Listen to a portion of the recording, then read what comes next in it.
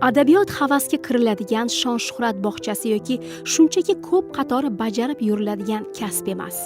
Adabiyotga adibning bir umr yongani kiradi. Har bir asarda bir lovillab yonmasa, yozuvchining bo'lmagani ma'qul. Yozuvchilik mening nazarimda eng qiziq, eng ehtirosli hayot. Bunda faoliyat natijasi asarning o'zigina emas, jarayon, izlanish jarayoni, izlab topish, izlab yashashning o'zi qiziq. Har safar o'zingga ham, kitobxonga ham yangi bir olam ochishing kerak. Adabiyot jarayoni uzluksiz. Qancha yozuvchi bo'lsa, shuncha usul. Hayot murakkabliklarining mag'zini hamma o'zicha izlaydi, hamma o'z yuragida qaynatadi, o'z ilhomini, o'z ehtirosini taqdim etadi. Ozgina so'z aytish uchun juda ko'p bilishi, juda ko'p ko'rishi, voqealarni, biografiyalarni, faktlarni, hislarni, o'ylarni, psixologiyani bilishi kerak. Muhandis yoki akademik bilishi shart bo'lmagan sohalar bor. Yozuvchida esa bunday soha yo'q. Yozuvchining hayot tajribasi, biografiyasi oltin fond. Taniqli adib Asqat Muxtorning yozuvchilarga bergan bunday ta'rifi bugun o'zini oqlay olyaptimi? Umuman davr yozuvchilar yuqorida sanab o'tganlarimiz hislarga oshnomi? Oshno bo'lsa buni qanday bilamiz? Albatta, yozuvchining asarlari bilan tanishgan har bir o'quvchi asardan olgan ma'naviy ozuqasi, qalbida jo'sh urgan tuyg'ulari orqali baholaydi.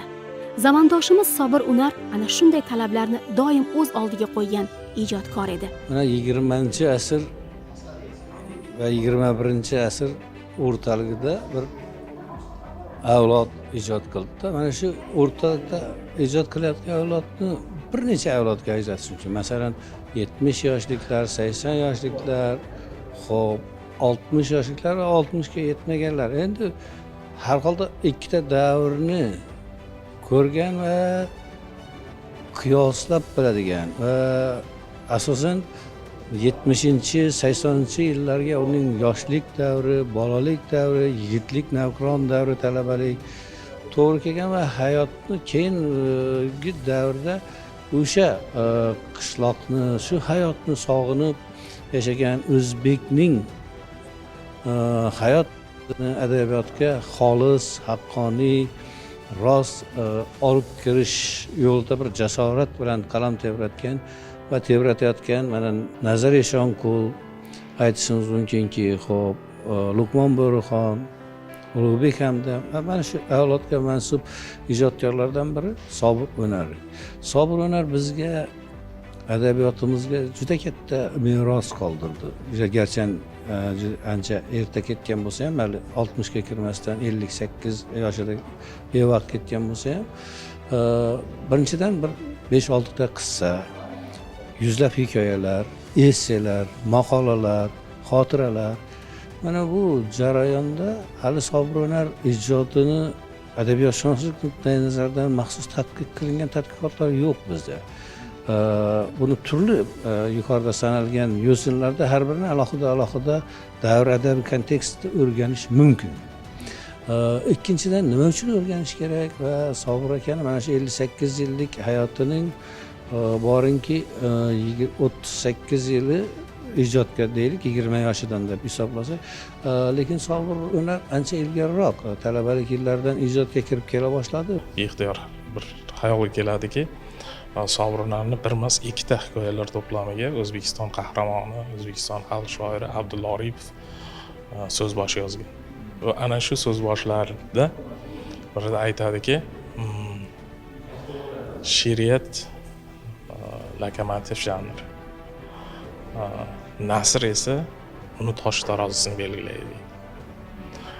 Mana shundan ko'rish mumkinki, 20-asrda bizda o'zbek she'riyatiga katta hissa qo'shgan, o'zini she'rlari bilan xalqimizda qalbidan chuqur joy olgan ustozni Sobir Unar ijodiga bergan baho, Sobir Unar ijodini yuki, toshi hech ikkilanmasdan aytish mumkinki, inson qalbiga yuqtiradigan quvonchlari, iztiroblari ko'p ekanligini mana shu qisqa so'zlar bilan e'tirof etgan deb o'ylayman. Alisher Navoiy nomidagi Toshkent davlat o'zbek tili va adabiyoti universiteti, Jahon adabiyoti va qiyosiy adabiyotshunoslik kafedrasi qoshidagi yosh munaqqid klubining navbatdagi mashg'ulotida adibning tanlangan asarlar kitobi taqdimoti bo'lib o'tdi. 3 yildan oshdi Alisher Navoiy nomidagi Toshkent davlat o'zbek tili adabiyoti universitetini o'zbek filologiyasi fakultetida biz yosh munaqqid klubini tashkil qilganmiz. Bu endi Milliy universitetda ishlagan paytimizda yo'q bor edi. Shu nomi faqat o'zgardi, yosh munaqqid klubi deb va bu klubda zamondosh, bugun ijod qilayotgan va o'tgan ijodkorlarni asarlarini taqdimot qilamiz, tahlil qilamiz, talabalarga shu bo'yicha saboq beramiz, yozuvchini o'zini taklif qilamiz. Xuddi shunday an'analar Milliy universitetda qanday bo'lgan bo'lsa, bugun boshqacharoq bir tarzda, yana ham kengroq tarzda respublika miqyosida, respublikani butun yoshlarni e'tiborga olgan holda biz yosh munaqqid klubi degan nom bilan davom ettirdik. Mana shu klubni ishini va bu klubni maqsadi faqatgina yozuvchilar bilan uchrashuvlar qilish, ularning asarlarini tahlil etish, uchrashuvlar va savol-javoblar, mushoiralar tashkil etish emas, munaqqidlarni ham tayyorlash. Ya'ni bugungi davr yoshlarining estetik didini tarbiyalash. Umuman olganda 3-renesansni ma'naviy poydevorni qo'yamiz degan maqsad bilan boshlaganmiz. Xudo xolasa shu ishlar bo'lyapti. Kechagina yonimizda yurgan, kechagina o'z so'zlari bilan, o'z fikrlari bilan bizga yelkama-yelka turgan bir odamni bugun oramizda yo'qligi mana shunday kunlarda juda bilinadi. Sobir aka juda to'g'ri so'z odam edi. U yozganlarida ham bilinardi-da. Esselarida o'zini ayamasdan ham savalab ketadigan joylari bo'lardi. Va beixtiyor o'ylaysanki, ijodkor odam men yozganimda men shunaqa yoza olarmidim? Albatta har bir odam o'zini cheklaydi-yu, Sobir aka cheklamasdi. O'ziga cheklov qo'ymasdi. Qanday kelsa shunday yozardi va suhbatda ham mana shunday bo'lardi. Tadbirda yozuvchilar uyushmasi a'zolari, adibning yaqinlari, universitet professor-o'qituvchilari, yosh munaqqid klubi a'zolari va talabalar ishtirok etdi. Iste'dodli yozuvchi Sobir Unar tanlangan asarlarning taqdimotida ishtirok etdik. Sobir Unar ijodi, uni asarlari adabiy jamoatchilik tomonidan, ustozlar tomonidan bugungacha e'tirof etilgan. Sobir Unar ijodiga murojaat qilgan o'quvchi, dastlab o'quvchi, masalan, bugun uni yangi qirralarini kashf etish mumkin. Uni ijodida bir necha nuqtalarga ahamiyat qaratishni xohlar edim. Va o'quvchilar ham, uning asarlarini o'qiganlar ham ehtimol shu nuqtalarga ahamiyat qaratsalar foydadan xoli bo'lmaydi deb o'ylayman. Birinchi narsa bu xalq ertaklari, xalq dostonlari, baxshi aytimlari yo'llaridagi ifoda uslubini bugungi zamonaviy nasrga olib kirish. Bu alohida bir o'ziga xoslik kasb etadi. Garchi bunday holat qisman boshqa ijodkorlarda ham kuzatiladi. Masalan, Tog'ay Murod ijodida kuzatishimiz mumkin bunday narsani. Xo'p, ikkinchi narsa bu Samarqandni Qo'shrabot tumanidagi tog'lik xalqning turmush tarzini, ularning tog'larda yuksak qalbini, osmonlarga yaqin bir ko'nglini, baland ko'nglini va mana shu soddaligi bilan buyuk ekanligini, oddiyligi bilan ulug'vor ekanligini va kundalik hayotini yashab turib hech qanday qahramonlik ko'rsatmasdan bu millatning qahramoniga aylangan adolat prinsiplariga, haqiqat prinsiplariga, halollikka bir umr rioya qilib yashayotgan oddiy va oddiyligi bilan go'zal odamlarni olib kirdi deb o'ylayman. Yozuvchi Sobir Unar 1964-yil 25-fevralda Samarqand viloyatining Qo'shrabot tumanidagi Quvkalla qishlog'ida tug'ilgan. 10 yildan oshdi shu O'zbekiston Milliy universitetida ishlagan paytimiz ham To'gar aka shu Sobir Unarni o'zlarini taklif qilganmiz va asarlar haqida gaplashganmiz. Lekin undan keyin Sobir aka juda ko'plab asarlar yozdi va mana bevaqt endi taqdir shu ekan, vafotidan keyin bu kishini asarlarini nashr ettirish davom qilyapti. Matbuotda ham asarlari berilyapti, u kishi haqida xotiralar yozilyapti. Va shu bilan birga mana juda katta nimada A4 formatda Sobir O'narni asarlari, tanlangan asarlari nashr etildi. Bugun mana shu tanlangan asarlar haqida mutaxassislar gapirishdi, talabalar gapirishdi. Ularni deylik Sobir O'nar asarlari, uni qahramonlari haqida fikrlari bor. Sobir O'nar qissalari, hikoyalari bir so'z bilan aytganda olis qishloqlarimizda yashayotgan opa singillarimizni, aka ukalarimizning, nuroniy otaxonlarimizning ruhiy kechinmalari, ko'ngilda kechgan bir hayajonlar o'zini aksini topgan.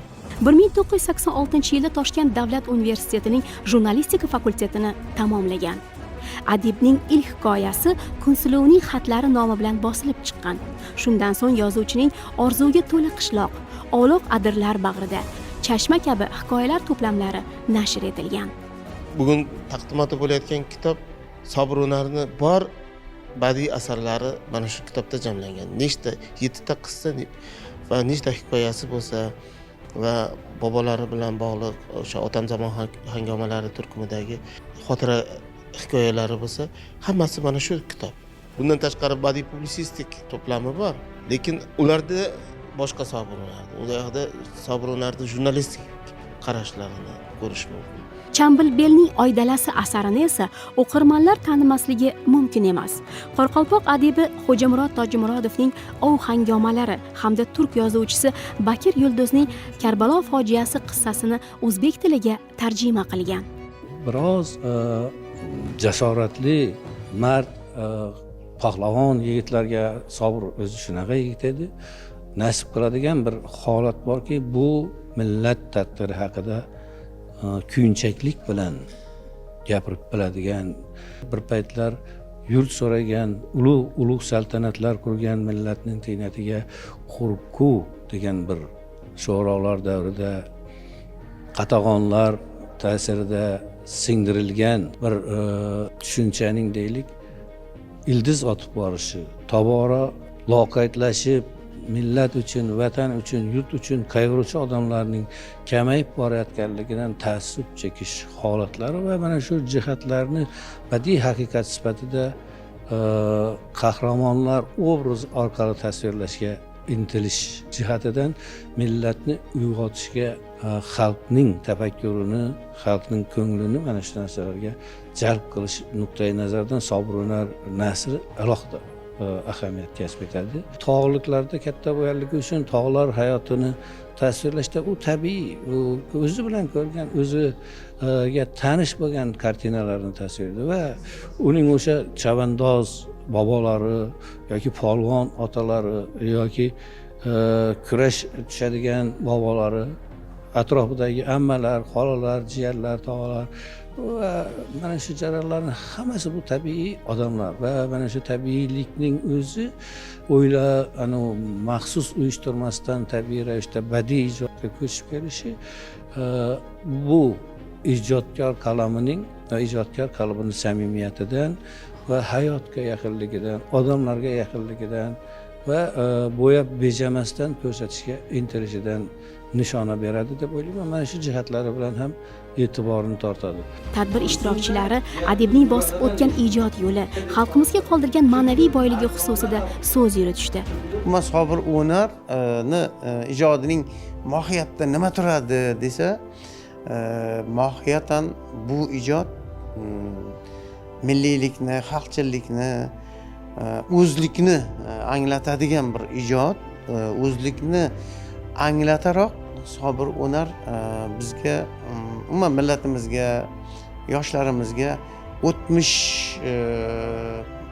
loyidan qorib yasalgan bir oynani tutadiki, bu oyna bizga o'zi aslida kim edik, kim bo'lishimiz kerak degan masalalarda juda katta bir adabiy, ma'naviy saboq beradi. Shu bilan birga Sobir O'nar ona tilimizning juda ko'p biz unutib qo'ygan va biz eslamaydigan juda ko'plab o'sha ma'naviy xazinalarni, til xazinasini ochdi desak ham bo'ladi. Sobir O'nar asarlarini tili sof o'zbekona til. U adabiy tilni qolipida qolib ketgan so'z emas.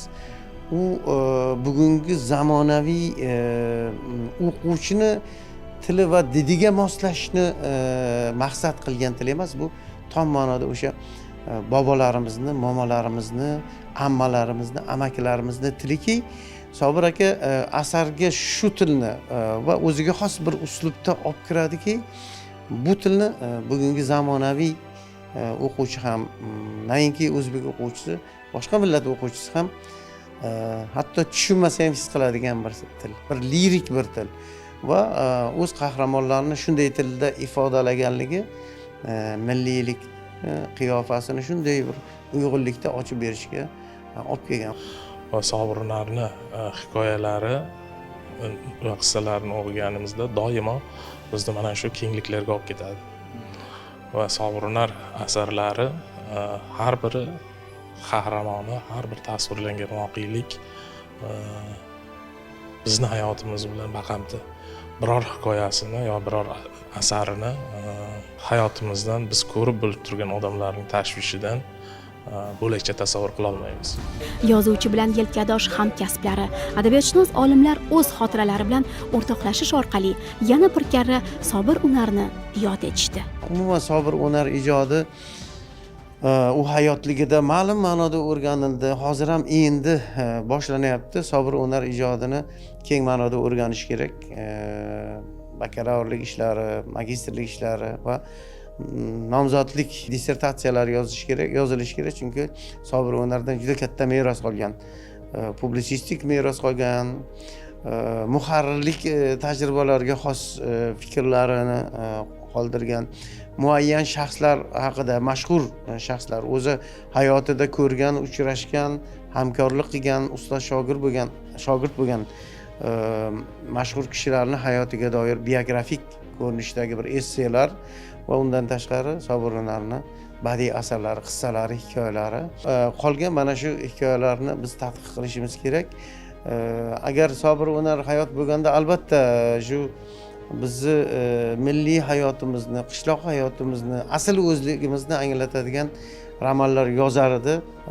Lekin mana shu yozgan narsalarni o'qib, mana shuni yozgan narsalarni o'rganib, targ'ib qilib, maktab darsliklariga kirgizib, universitet darsliklariga kiritsak, albatta biz yoshlarimizni tarbiyasida ham, ma'naviyatimizni o'sishida ham, eng muhimi milliy o'zligimizni anglashimiz uchun juda katta manba bo'ladigan o'ziga xos bir ijod edi. Sobir akani Alloh rahmat qilsin.